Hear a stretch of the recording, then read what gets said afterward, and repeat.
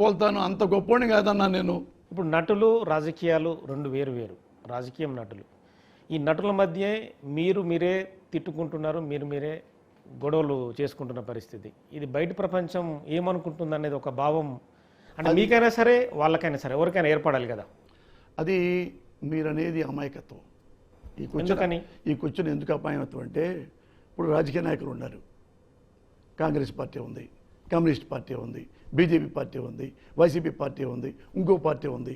వాళ్ళు ఇప్పుడు తిట్టుకుంటూ ఉంటారు. నేను బయట వచ్చి ఏమండి, నిజమా బయటకు వచ్చి ఏమండి, అందరూ మీరు రాజకీయాల్లో ఉన్నారు, మీ అంతా రాజకీయ కులం, ఎందుకంటే ఒకళ్ళొకరు తిట్టుకుంటారు, అందరూ చేయి పెట్టుకొని సేకరించి ఉండొచ్చు కదా, ఎందుకు తిట్టుకుంటారు? ఈ క్వశ్చన్ మీకు ఆన్సర్ లేదు, నువ్వు వేసిన క్వశ్చన్కి ఆన్సర్ లేదు. అయినా నేను ఆన్సర్ చెప్పాలి ఖచ్చితంగా. ఇప్పుడు కుమ్మరి ఉంటాడు, అతను వృత్తి ఏంటంటే కుండలు చేసుకోవడం జీవన వృత్తి. ఒకప్పుడు టైలరు, దర్జీ టైలర్ కుడతాడు. రైతు వ్యవసాయదారుడు, అది పర్సనల్ వృత్తి. వృత్తి వేరు, ప్రవృత్తి వేరు. ఈ వృత్తి రైతు ఉన్నవాడు వ్యవసాయ పనులు చేసుకొని ఆ పని అయిపోయిన తర్వాత ఇంటికి వచ్చిన తర్వాత, రోడ్డు మీదకి వచ్చిన తర్వాత, పంచాయతీ ఆఫీస్ దగ్గర కూర్చున్న తర్వాత రాజకీయాలే మాట్లాడుకుంటారు. మన సమాజం ఏంటి, మన పంచాయతీ ఏంటి, ఆ ఎమ్మెల్యేగాడు వస్తున్నాడా లేదా, ఆ మంత్రిగాడు వస్తున్నాడా లేడా, ఎందుకు మనకి డబ్బులు ఇవ్వటం లేదు, ఎందుకు ఈ రోడ్లు బాగు చేయట్లేదు అని ప్రశ్నించే హక్కు రాజకీయాలకి ఆ కుమ్మరికే ఉంటుంది, ఆ కమ్మరికే ఉంటుంది, ఆ కమ్మోడికే ఉంటుంది, ఆ రైతుకు ఉంటుంది. అంత మాత్రాన మీరు తిట్టుకుంటారని ఇట్లా ఇది మాకు వృత్తి. ఓకే, ఇట్లా ఈయన కూడా సినిమా ఇండస్ట్రీలో ఉన్నాడు, నేను సినిమా ఇండస్ట్రీలో ఉన్నాను అంతే. మీరు సొసైటీలో ఉన్నారు, అతను సొసైటీలో ఉంటాడు, కెమెరామెన్ అంతే. దీనికి సినిమా వాడికి ప్రత్యేకమైన మెడలో గొలుసులు ఏం లేవు, ఒక క్యారెక్టర్ అంటే ఏం లేదు. అందరిలాగానే రైటరు, అందరిలాగానే హీరో. ఆయన హీరో సెటిల్ అయిపోయాడు, హీరోగా సక్సెస్ అయ్యాడు, నెంబర్ 1 హీరో అయ్యాడు చిరంజీవి గారు. అంతవరకే.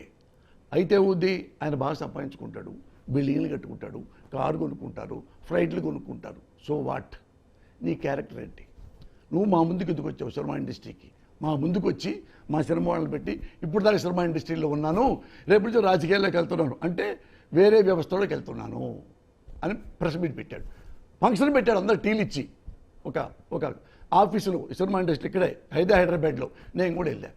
అందరు టీ తాగుతాను, నేను టీ తాగి ఇక సినిమా ఇండస్ట్రీకి రానండి, వచ్చే వరకు థ్యాంక్స్, మంచిగా నాకు కోఆపరేషన్ ఇచ్చారు, ఒక హీరోని చేశారు, ఇక్కడ నుంచి నేను సమాజాన్ని బాగు చేయడానికి రాజకీయాల్లోకి వెళ్తున్నాను, దీవించండి, థ్యాంక్ యూ అని వెళ్ళిపోయాడు. మేము కూడా చప్పట్లు కొట్టాం. తర్వాత నన్ను పిలిచాడు. ఇలా అన్నవాడు ఇలా ఎందుకు మోసం చేశాడు? ఎవరు మాట్లాడాలి? నువ్వు ఓటర్నే మాట్లాడాలి. ఎందుకన్నా మనందరం నాశనం చేశావు? నీకోసం టైం అంతా వేస్ట్ చేసుకున్నాను. నేను సాఫ్ట్గా నీ సినిమాలు చేసుకునేవాడిని. ఏమన్నా గుడ్ ఉంటే బ్యాడ్ ఉంటే ప్రశ్నలో మాట్లాడుకుంటూ ఉంటాను. ఇప్పుడు అది పాలిటిక్స్ కానీ మరొకటి కానీ మాట్లాడుకుంటుంటాను. 20-30 ఏళ్ళ నుంచి ఇదే నాకు వాళ్ళ బలవంతంగా ఫస్ట్ టైం తీసుకెళ్ళి, అంతకుముందుగా ఎవరు బెటరో వాళ్ళకి కొట్టేసేవాడిని. విద్యార్థికి వేశాను, చంద్రబాబుకి వేశాను, రామారావుకి వేశాను, బాగున్నాడని వైఎస్ఆర్కి వేశాను. ఎవరు బెటర్ వాళ్ళకి వేసేవాడిని. జస్ట్ లైక్ ఓటర్ అలాగే చేస్తారు, నేను అలాగే చేశాను. నన్నెందుకు బలవంతంగా తీసుకెళ్ళిపోయి ఇందులో కూర్పి నా ప్రాణం మీద కూడా తెచ్చావు కదా?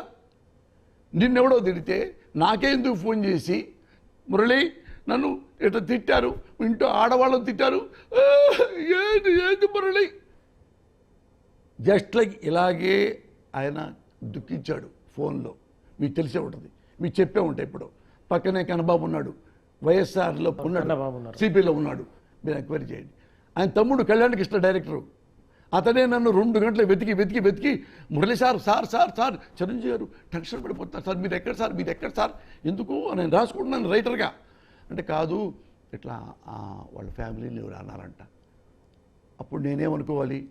చిరంజీవి ఫ్యామిలీని ఎవడో తిడితే నాకేం పని, వాట్ వీ కన్సర్న్ అని అనుకోవాలిగా. చిరంజీవి గారి ఇంట్లో ఆడవాళ్ళని ఎవరో తిడితే అతనే పోయి చెప్పుతో కొట్టాలి, వాళ్ళ తమ్ముడు పోయి చెప్పుతో కొట్టుకోమను, ఇంకో పెద్ద తమ్ముడు మంచి పైల వాళ్ళ ఉంటాడు, అతని చెప్పుతో కొట్టుకోమను. మీ మేనల్లులు ఉన్నారు, మీరు 10 మంది ఉన్నారు. 10 మంది వెళ్ళి ఎవడ్రా మా చిరంజీవి మా మేనమామ ఇంటూ ఆడవాళ్ళు తిట్టింది, మా అన్న ఇంటూ ఆడవాళ్ళు తిట్టింది, నా కొడకల్లారా డామ్ ధూమని వెళ్ళి కొట్టొచ్చుగా. ఈ మొత్తం వదిలేసి వాళ్ళందరూ ఎక్కడ దాక్కున్నారు. పోసాని కృష్ణమూర్తి ఎందుకు ఫోన్ చేయించావు? నాకు ఫ్యామిలీ లేవా? నా పెళ్ళాం బిడ్డలేరా? నన్ను చంపితే అని నేను ఒక్క నిమిషం ఆలోచిస్తే క్లోజ్. ఆలోచించలా. నేనేం ఆలోచించానంటే చిరంజీవి గారు పార్టీ పెట్టడం ఏంటి, ఇతను డీమోరలైజ్ చేయడానికి ఇంటూ ఆడాలను తిట్టడం ఏంటి? ఆ క్వశ్చన్ ఆన్సర్ నేనే వేసుకున్నా మా అమ్మ సాక్షిగా. ఏమన్నా నీతి 1% చిరంజీవిలో ఉంటే యు వాస్క్ దే.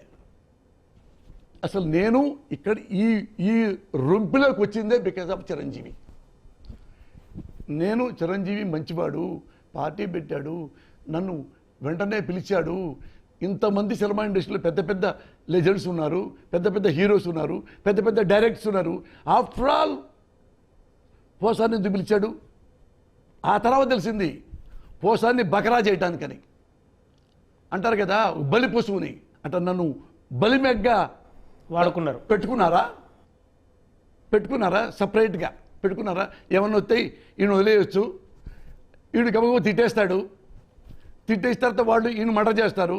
పోసాన్ని శవాన్ని దగ్గర పెట్టుకొని శవరాజకీయం చేసి ముఖ్యమంత్రి అయిపోదాం అనుకున్నావా? అంతేగా అనుకున్నావు? నన్ను ఎందుకు పంపించావు? నాకెందుకు ఫోన్ చేశావు? చిరంజీవి తమ్ముడికి ఓటేయమని అడుగుతున్నాడు. ఎట్లా చూస్తాడు పోసాని కృష్ణమూర్తి? ఏమైనా మాట్లాడగలడు చెప్పాక. పిఠాపురం ప్రజల్ని చిరంజీవి